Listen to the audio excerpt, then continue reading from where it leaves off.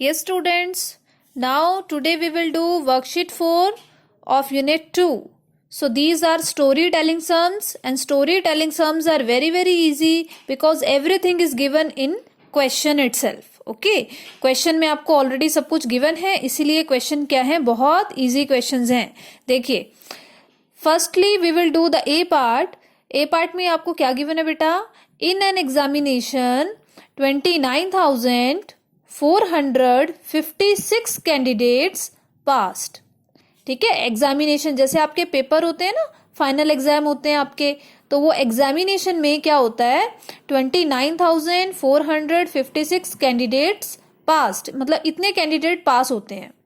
While और 57,281 candidates failed, और इतने कैंडिडेट्स क्या हो जाते हैं, फेल हो जाते हैं.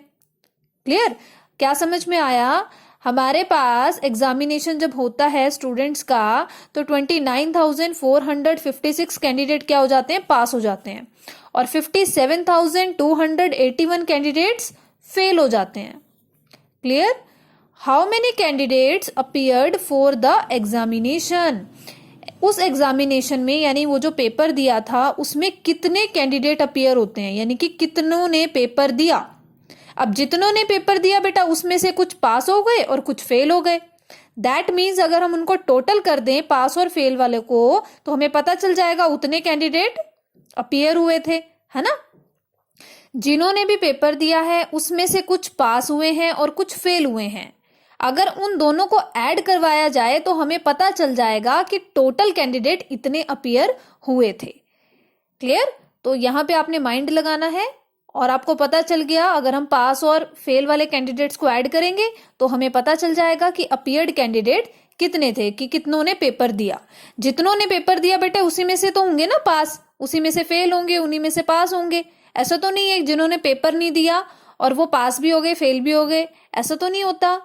तो जितने बच्चे पास हुए हैं या फेल हुए हैं, अगर हम उनको ऐड करेंगे तो हमें पता चल जाएगा कि टोटल बच्चे उतने अपीयर हुए थे एग्जामिनेशन में.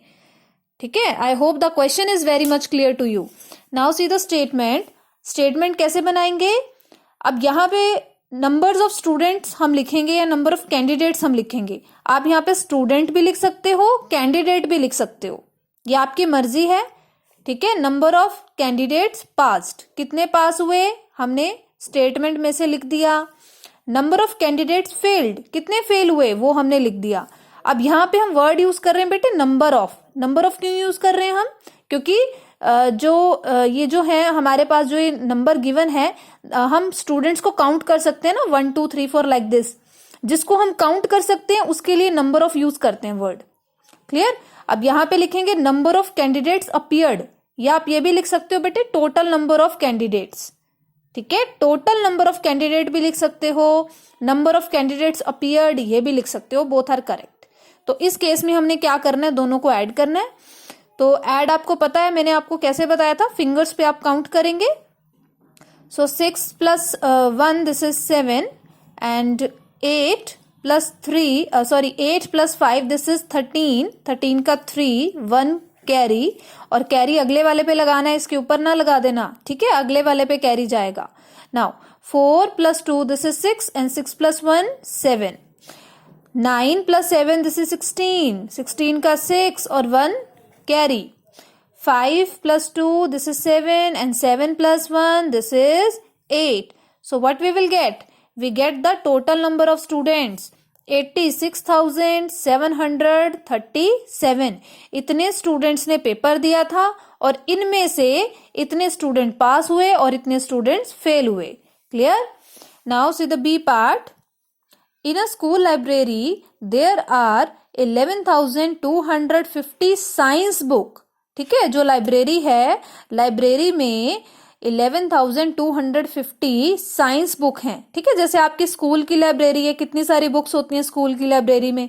साइंस की भी है, मैथ्स की भी है, इंग्लिश, हिंदी, हर एक सब्जेक्ट की बुक होती है ना. और कुछ आपके लिए कुछ इंटरेस्टिंग बुक्स भी होती हैं जो आपके सिलेबस से बाहर की हो, जो इंटरेस्टिंग बुक्स होती हैं, कॉमिक्स वगैरह होती हैं, है ना. तो इस तरह से कुछ बुक्स हैं लाइब्रेरी में, स्कूल की लाइब्रेरी में. तो वहां पे इतनी बुक्स के साइंस की है और 21,312 बुक्स क्या है, मैथ्स की हैं। क्लियर। एंड 20,143 हिंदी बुक्स, इतनी बुक्स क्या है, हिंदी की हैं। तो आपको 3 बुक्स बता रखी हैं कि इतनी साइंस की हैं और इतनी बुक्स मैथ्स की हैं और इतनी बुक्स हिंदी की हैं। तो अगला आपको क्या गिवन है लास्ट में, find the total number of books in the library. अब टोटल वर्ड यहाँ पे लिखा है, ठीक है, टोटल वर्ड लिखा है, तो टोटल वर्ड से आपको पता चलना चाहिए कि यहाँ पे हम क्या करेंगे बेटे, ऐड करेंगे। आपसे टोटल बुक्स पूछी जा रही हैं कि अगर हम इन सबको ऐड कर दें, सम कर दें, तो कितनी बुक्स हैं वो लाइब्रेरी में।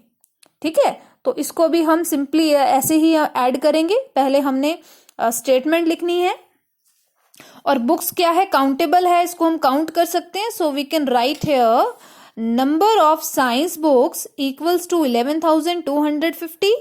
नंबर ऑफ हिंदी बुक्स, अब यहाँ पे आप जरूरी नहीं है कि आपने यहाँ पे मैथ्स की बुक लिखनी है, पहले हिंदी की बुक भी आप पहले लिख सकते हो और हिंदी वाली कितनी बुक्स हैं वो आप लिख देंगे। ठीक है, number of Hindi books equal to 20,143।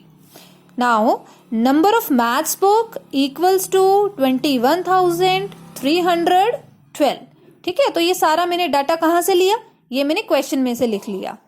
अब आपने क्या करना है, यहाँ पे बात के करने का काम है कि टोटल नंबर ऑफ बुक्स आपको फाइंड आउट करनी है। तो यहाँ पे लिखेंगे बेटे total number of books. So here you will add दम। ठीक है, आपने इनको ऐड करना है और एक डिजिट के नीचे ठीक एक डिजिट आपने लिखनी है। अब तो आपको कॉलम बनाने भी आ गए, है ना, you know how to arrange the numbers. Now 3 + 2 this is 5, 5 + 1 this is 6 and 6 + 4 this is 10. तो 10 की 0 and 1 carry. Now 1 + 2 this is 3 and 3 + 3 this is 6. 6 + 1 7. 1 + 1 2, 2 + 2 4, 4 + 1 5. So I get 52,705 books. Clear.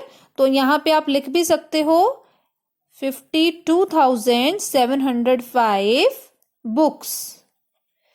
Clear. Now see the next one.